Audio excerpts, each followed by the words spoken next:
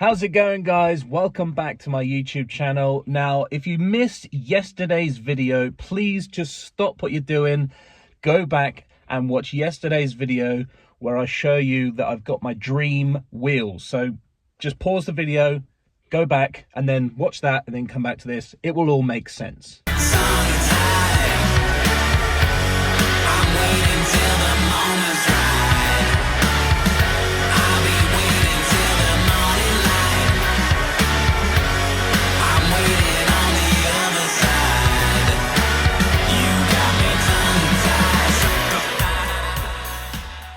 Okay, first things first, I apologize for this weird angle and the overexposed video. I'm so sorry, but it'll all make sense in just a moment. But in today's video, we're actually going to go on an adventure. So we're going to leave the Isle of Wight and we're going to go about an hour north and we're going to pick up something for the truck. Like I said in yesterday's video, this is going to be the start of like a new era, a new chapter for the truck, if I may. And of course, it's just occurred to me now that you probably would have seen the thumbnail and the title of this video, so the surprise is sort of semi there. Most of you know I've wanted to get a gem top for this truck for such a long time. I really want one. I love the fact that it's just in line with the roof of the truck, the decals of the gem top, the fact that it was made specifically for this truck. Most of you know that now, that I wanted one for such a long time. Now the search for a gem top does continue despite today's video, okay? So bear that in mind. I am still on the hunt for a gem top, trust me. A couple of days ago, I actually took the truck on the ferry and I actually had a signature lounge card, which I could use to get on the signature lounge. Pointless. It was just a waste of space. Most of you know now that I absolutely despise the red funnel, the money-stealing bastards that they are. It's ridiculous. Nonetheless, we got off and we headed to this place. So I found this guy on Facebook Marketplace. He has got like many pickups. I was just in awe. Most of them were Fords and Escorts and Datsuns.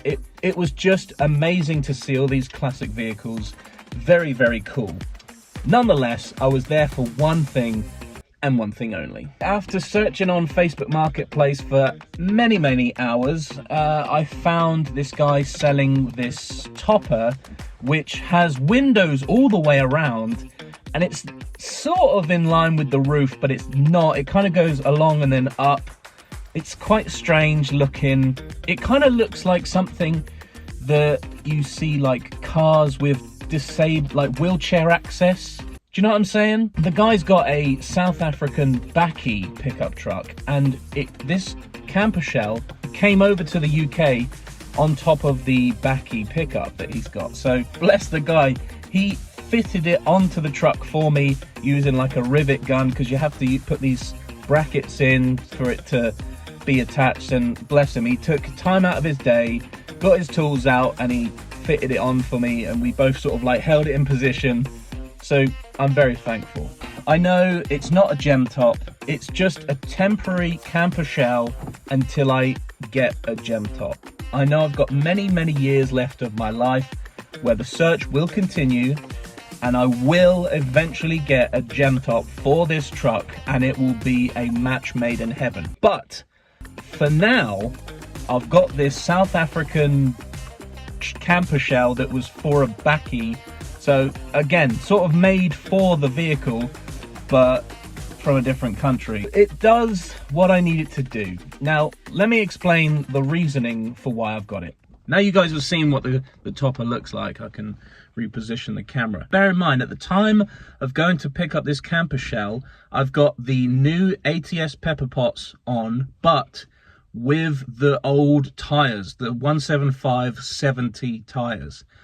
So they are, like, before I even put the topper on the back, they are scraping like a bitch. And the topper isn't that heavy, but having that extra weight on the back, it was constantly scraping the tires at the rear, and all you could smell all the way home was burnt rubber. It was ridiculous. I got it home safely, got back on the ferry and got home. Straight away, messaged Sean at Yarmouth Tires and said, "Look, dude, we're going to have to put these new tyres on straight away because it's just, the truck is scraping like a bitch. So anyway, Sean then said, come over and we'll fit the new tyres for you.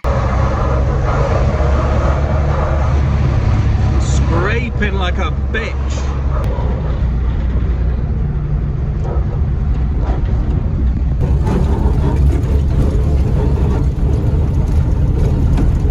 So we've ordered some 175/50 and we're gonna put the old ones back on the old Steelies and the new tyres on the new wheels. Put these on and let's have a look at the difference.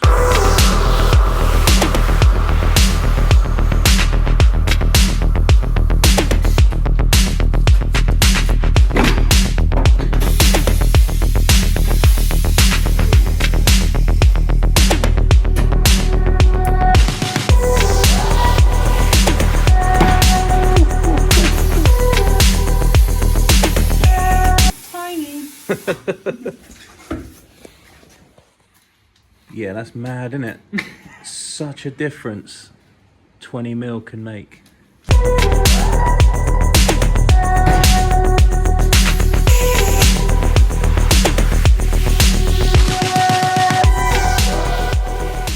So, the new tyres are on the truck. It's not scraping at all, which is absolutely amazing. Most of you now know that the whole thing with me and this truck is that I want it to be really functional. I don't really care so much for looks. That's just a bonus. The only thing is because we've got the PD 130 lump in the front. Now the 1.9 TDI engines are fairly tall as they are. Now I've got 13-inch wheels with 175/50 tyres, which has lowered the truck quite considerably. We've already got the 3-inch drop plates and we've got adjustable coilovers in the front. Now with these new wheels and the new tyres, I was thinking I could lower the truck even more, but after close consideration, I had a look underneath and the sump is like 3 fingers from smashing the ground.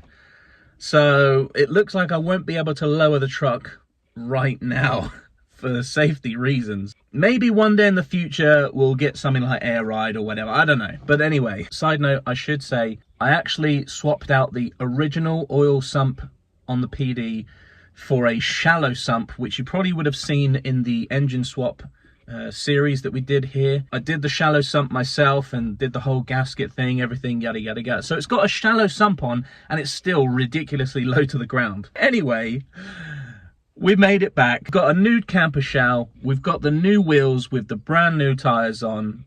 I'm happy. We're not scraping. Now the reason why I got the camper shell in the first place is because we go camping quite a lot for Caddy campers and etc, etc. And I was just getting sick and tired of getting that massive tent out, which is broken, by the way. The zips are broken. It just doesn't, anyway, it just takes a while to unpack it and then pack it back up when you leave. I was just getting absolutely sick to death of it. And I just was looking at everybody else that, you know, sleeps in the back of their truck. And I was like, that's the way forward. I got the camper shell, immediately put an airbed in there. So looking forward to going camping for the first time in the back. It's super cozy. We've already been out in it for like a picnic during the day. Absolutely phenomenal. Now, I know it's not the prettiest camper shell in the world. It does look a little bit ugly. Nonetheless, like I said, this is just temporary whilst I still look for a gem top. I've started to stick up on the back. I think I'm only just going to do this side because it doesn't really matter as it's a left-hand drive. If I had it my way, I would basically get rid of this window and extend this one all the way out to about here. And this, I don't like this at all. And I don't like the fact that it sort of gradually goes up, but never mind. It's got one little strut there, missing on that side. I think I might try and replace these struts anyway, because I want the lid to open up a little bit higher, because I have smashed my head so many times on this. But yeah.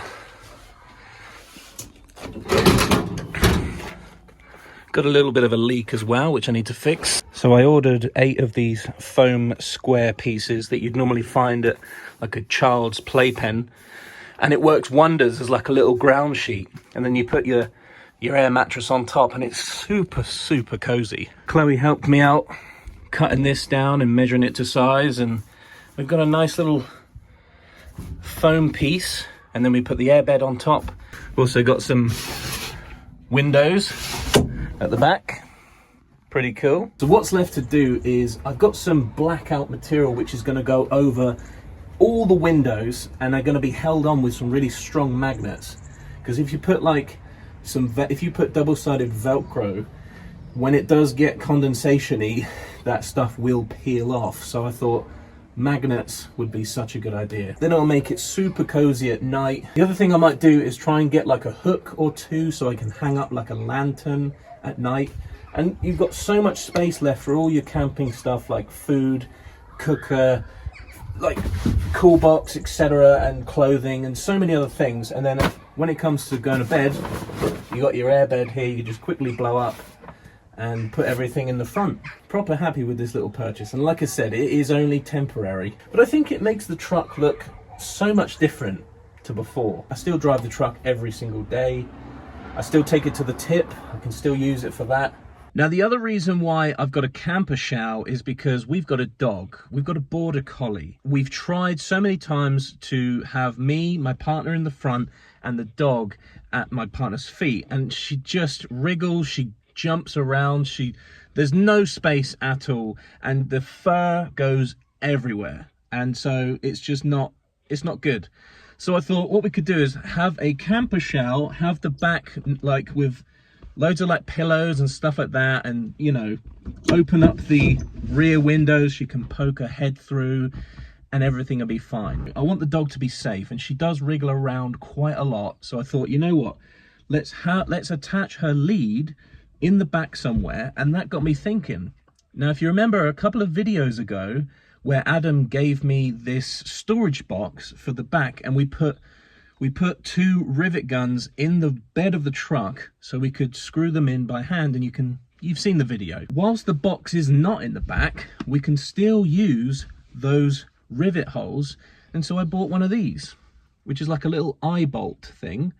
And basically what I do is I screw this into the bed of the truck using the existing hole, and we can hook her lead, her dog lead, onto that.